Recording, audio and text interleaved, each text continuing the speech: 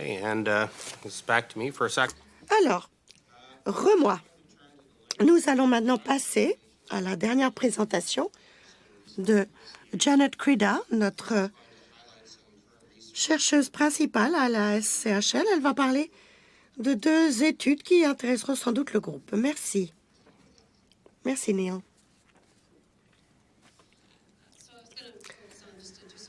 Alors, quelques faits saillants de rapports qui sont sortis récemment ou qui vont sortir. Donc, il faudra rester à l'écoute pour leur parution, notamment une analyse des choix de logement et l'évolution des besoins des aînés qui cherchent un logement. On a parlé de réglementation des appartements accessoires au Canada. On a fait une recherche détaillée de ces règlements pour déterminer dans quelle mesure ils sont habilitants ou restrictifs pour ce qui est de la création de suites de logements accessoires. Et nous venons de boucler un autre rapport qui examine les coûts de l'adaptation d'un plan standard pour tenir compte des besoins futurs. Il nous faut veiller à créer un parc immobilier qui sera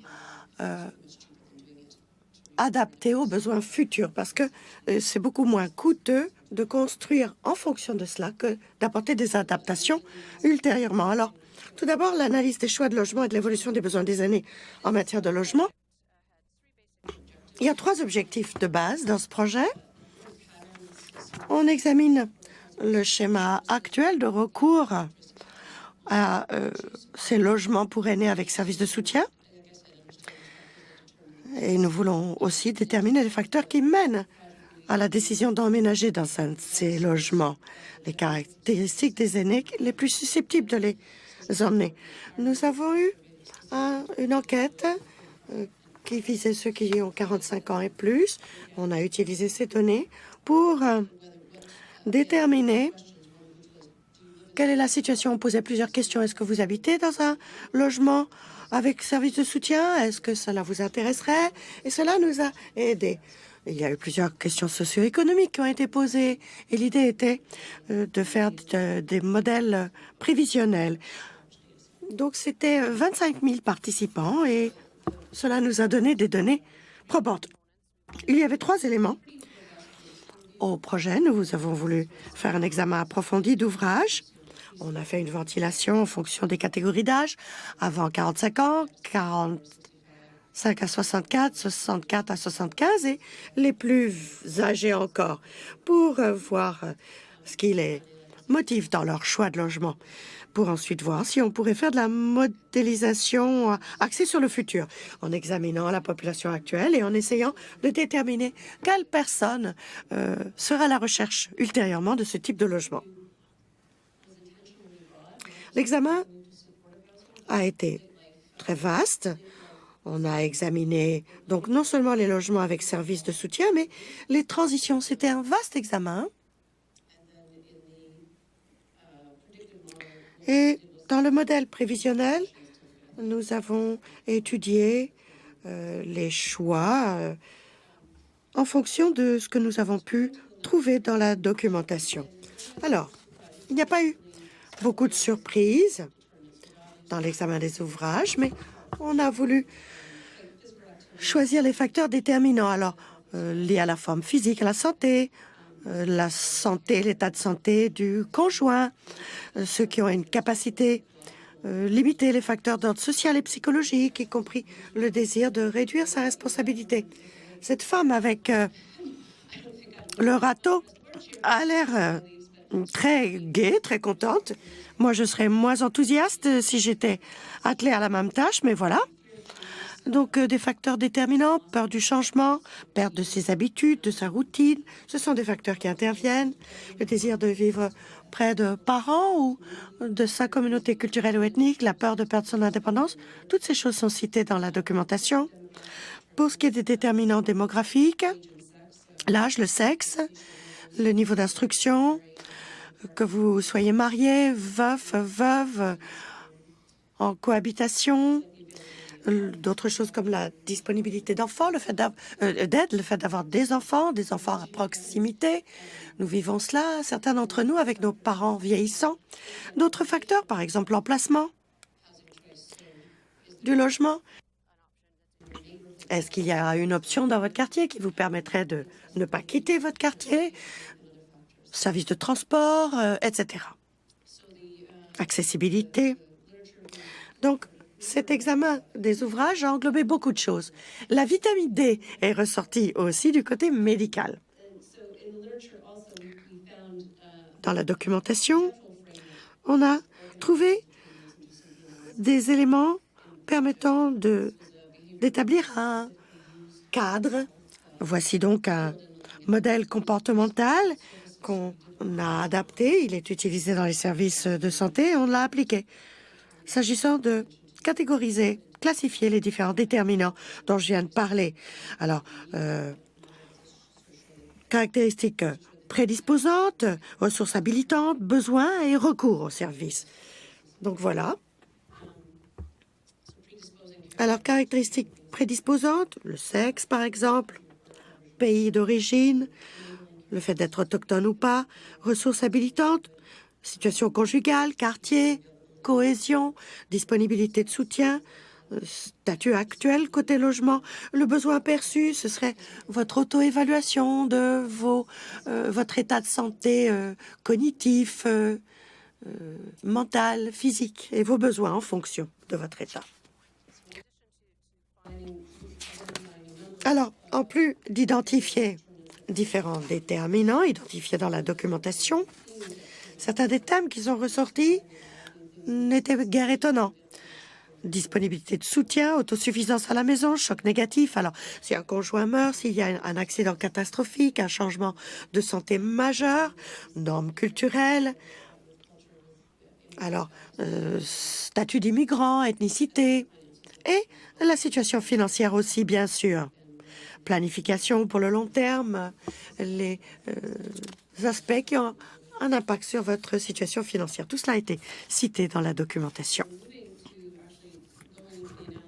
Pour ce qui est de l'analyse et de l'enquête sociale, de ce qu'on pourrait analyser sur la base des déterminants, donc les facteurs déterminants, sur les 47 facteurs glanés dans les ouvrages, il n'y en a que 27 qui ont été analysés dans l'enquête générale. L'élément clé est peut-être cerné d'une façon ou d'une autre, mais pas la question elle-même. L'enquête n'avait pas pour objet de répondre aux questions que nous posions.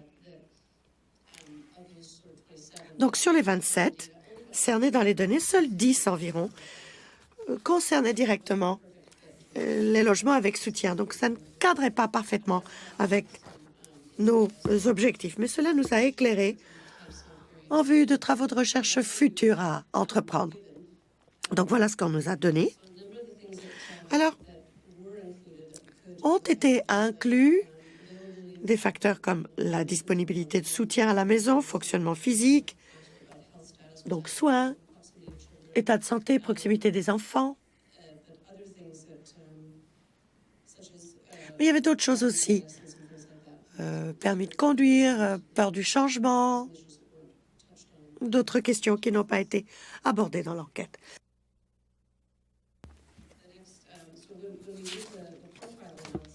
Maintenant, l'analyse du profil. Voici certaines des choses qui sont ressorties. Tout d'abord, je saute un petit peu en avant. Pour ce qui est de l'échantillon de cette enquête sociale générale, il y a une petite proportion de participants qui étaient en logement avec service de soutien. Ça n'est pas étonnant parce que c'est fonction de l'offre. Et il y a un gros bloc qui dit qu'il considérerait sérieusement un logement avec service de soutien. Donc, on a posé la question et 60% des gens ont dit qu'ils considéraient sérieusement cela. Donc, on ne sait pas dans quelle mesure ils sont sérieux. 37% ont dit qu'ils ne l'envisageraient pas du tout. Donc, on essaie de cerner les différences entre les groupes. Les différences n'étaient pas très tranchées, mais on a vu cela surtout dans la catégorie des personnes âgées de 75 ans et plus, et c'est à cet âge-là que la plupart des gens décident de changer de logement ou d'habitude de vie. Donc, les personnes qui envisageraient ce genre de logement sont principalement des personnes plus susceptibles de vivre seules, plus susceptibles d'avoir déménagé pour des motifs personnels, moins susceptibles d'avoir déménagé pour des motifs liés au logement ou au milieu environnant. Donc, parce qu'il y avait trop d'escaliers ou pour se rapprocher des réseaux de transport en commun. Ceux ayant un conjoint sont beaucoup moins susceptibles de songer à emménager dans un logement de ce genre, surtout si le conjoint est plus jeune, parce qu'ils pensent que le conjoint s'occupera d'eux. Et dans le cas des immigrants, plus les personnes étaient âgées à leur arrivée au Canada, moins elles étaient susceptibles de songer à emménager dans ce genre de logement. Donc, plus les gens ont vécu longtemps au Canada, plus ils sont portés à envisager ce genre de logement. Pour ce qui est du modèle prévisionnel, malheureusement, du fait du nombre de déterminants, les éléments qui correspondaient au logement social, enfin, du fait des difficultés et du peu de facteurs qui se rattachaient directement au logement avec soutien, on n'a pas pu établir beaucoup de prédictions donnant des résultats plus justes que le simple hasard. Donc, il n'y avait rien de vraiment porteur. Des données étaient éclairantes, montrant qu'on voudrait s'y pencher dans le temps, mais malheureusement, ça n'a pas donné lieu aux prédictions que l'on aurait souhaité voir. Donc, en conclusion, ce que cela nous dit, clairement, c'est que c'est complexe. Il y a beaucoup de facteurs qui interviennent et qui entrent en ligne de compte dans le choix. Et nous essayons de démêler ces données pour mieux cerner ce que l'on sait au sujet des tranches d'âge et des facteurs décisionnels qu'on n'a pas forcément relevés dans le cadre de l'analyse prévisionnelle effectuée dans le cadre de ce projet. La recherche qualitative combinée à une analyse quantitative, et c'est ce que Jim a dit tout à l'heure, eh bien, cela vous livre un meilleur tableau. Sur le plan quantitatif, il y a beaucoup de facteurs complexes qui influent sur le choix, et l'aspect qualitatif nous aiderait beaucoup à interpréter ces données de manière à mieux tirer des conclusions de nos données. Ce rapport est à la bibliothèque, ici même, et nous afficherons un résumé en ligne sous peu. Et je vais maintenant passer au projet suivant. Donc, je change tout à fait de vitesse, mais cela rejoint le thème des aînés parce que les appartements accessoires et les suites sont souvent une solution de logement pour les aînés et d'autres. Alors, comme je l'ai dit, c'est un suivi à partir de recherches que nous avons effectuées l'an dernier, examinant les 498 RMR qui ont des règlements en matière d'appartements accessoires. 77% des municipalités au Canada autorisent des suites accessoires. Mais toutes les autorisations ne sont pas égales. Lorsqu'on dit dans une municipalité que c'est permis, les règlements imposent peut-être des règles. Et nous avons voulu savoir quels règlements sont permissifs et lesquels sont quelque peu restrictifs. Donc, il y a deux volets à l'étude. Tout d'abord, une analyse du détail des règlements eux-mêmes, les genres de conditions, d'exigences imposées aux personnes désireuses de construire des suites. Et la deuxième partie, c'était quelles leçons pouvons-nous tirer de ce qu'ont fait les municipalités au sujet des appartements ainsi créés. Donc, pour ce qui est de savoir si les règlements et les dispositions sont permissives ou restrictives, eh bien, il importe de dire que si la municipalité exige un certain nombre de choses, c'est restrictif. Si on limite le nombre d'occupants, c'est restrictif aussi. Alors voilà sur quelle base on a fait cette analyse. Pour ce qui est de la taille des municipalités, il y avait une corrélation entre les petites municipalités qui avaient tendance à être plus restrictives, mais ça n'était pas majoritaire. Il y a beaucoup de petites municipalités qui étaient aussi permissives que leurs voisins, les municipalités voisines de taille petite, moyenne. Donc, ça n'était pas une corrélation claire. À l'échelle régionale, il y avait tout un mélange, Terre-Neuve et le Labrador, en certaines des réglementations les plus permissives, alors que le Nouveau-Brunswick et l'île du Prince-Édouard sont les plus restrictives. Au Québec et dans les prairies, c'était très restrictif. En Colombie-Britannique, Terre-Neuve-Labrador, il y avait le plus de règlements restrictifs. Alberta, Manitoba et Nouveau-Brunswick, il y avait le plus de règlements restrictifs.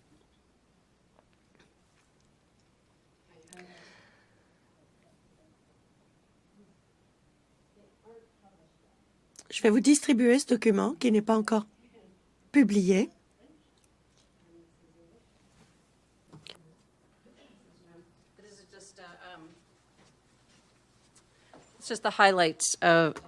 Alors, il s'agit juste des faits saillants de cette étude. Limite du nombre, exigences en matière de stationnement et ainsi de suite. Certaines de ces choses sont peut-être considérées comme étant respectives ou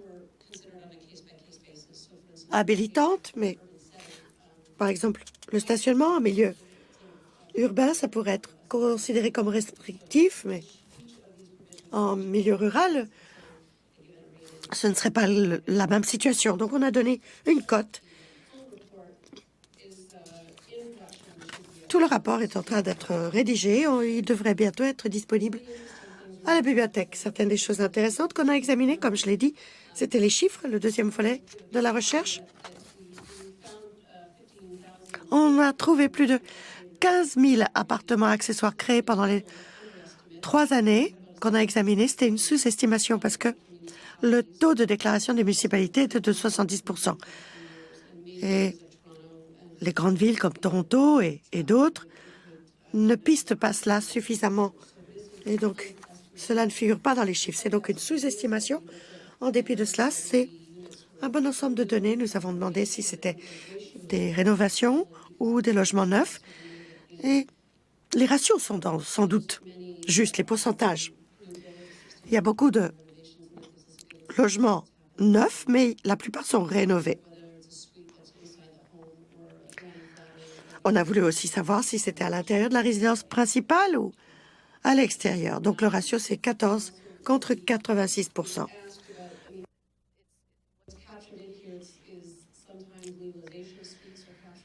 La légalisation de ces appartements se trouve reflétée ici.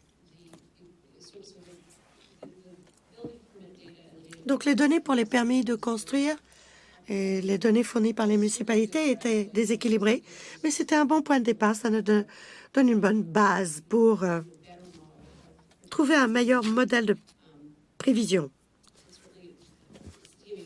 Et la SCHL, pour ce qui est de son marché locatif, enfin, le centre d'analyse s'occupe de logements neufs. Donc, nous pistons cela avec les permis de construire et ces renseignements seront bientôt publics. Ça nous donne en tout cas un meilleur tableau de ce qui se passe avec cette partie du marché qui est important et qui contribue beaucoup au logement locatif abordable.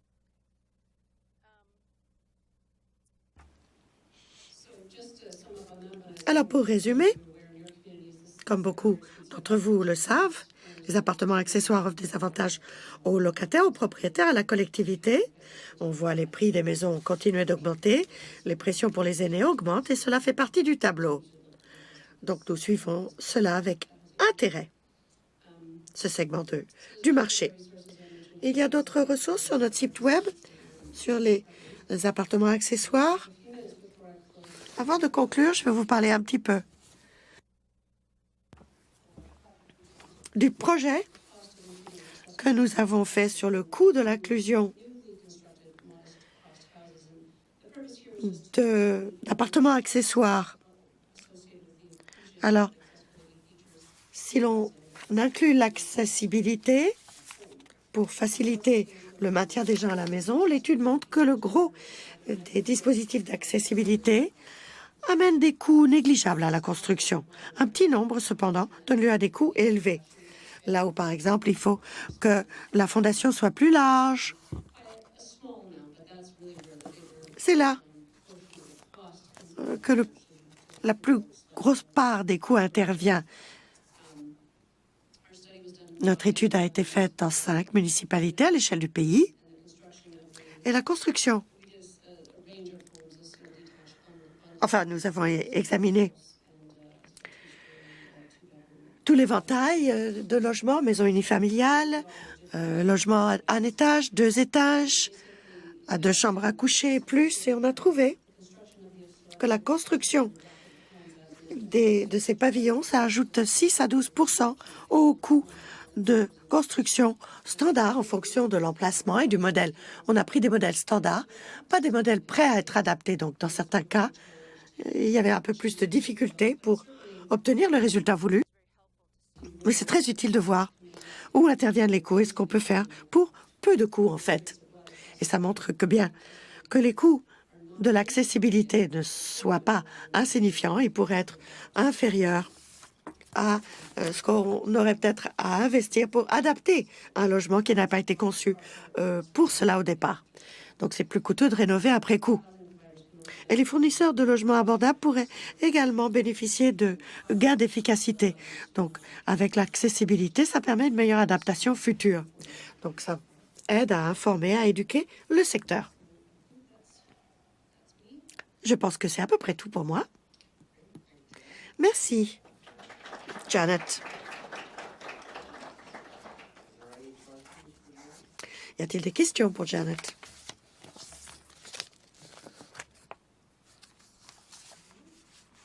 Très bien, s'il n'y en a pas. Ah, je ne vais pas m'en tirer comme cela. Matt, du Manitoba, développement communautaire et logement. Dans votre recherche sur les appartements secondaires, lorsque le rapport sortira, est-ce qu'il donnera la liste des municipalités qui ont des programmes qui offrent une aide financière? Nous avons identifié des régions avec des programmes, mais ça ne figure pas dans ce rapport. Nous avons cela dans un rapport distinct qui a été fait dans le cadre de la recherche initiale. Je pourrais vous communiquer cela.